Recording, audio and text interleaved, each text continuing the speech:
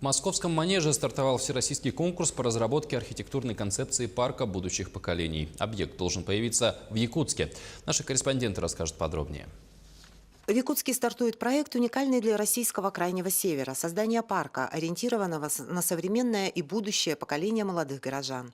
Оператором конкурса стало агентство стратегического развития «Центр». Мы очень много говорим в этом году об опыте Республики Саха-Якутия. Действительно, сразу бросается в глаза, что начался какой-то новый этап. И мы, работая с республикой, работая не только с Якутском, но и с другими территориями, например, Кангаласы и так далее, мы видим тот качественный рывок, который произошел. Некоммерческая организация «Целевой фонд будущих поколений» Республики Саха-Якутия планирует привлечь лучших российских архитекторов и проектировщиков для разработки инновационного общественного пространства, которое станет образцом для всех арктических городов. В этом году мы отмечали 25 лет работы фонда будущих поколений, и в нашем коллективе зародилась такая идея создания парка будущих поколений.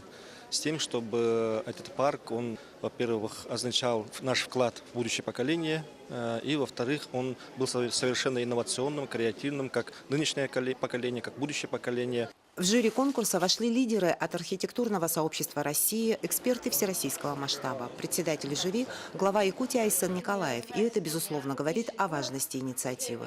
При определении победителя на что вы лично будете обращать прежде всего внимание? На современность архитектурных пространств, на качество решений и на материалы, которые будут применять. Все-таки у Якутии очень необычный резко-континентальный климат, и это надо учитывать при проектировании. Конкурс позволит получить действительно инновационные проекты, которые бы соответствовали названию парка и его целевой аудитории. Республика взяла курс на развитие креативных индустрий как новой модели экономики региона. Уникальность общественных пространств в экстремальном климате сегодня привлекает многих архитекторов.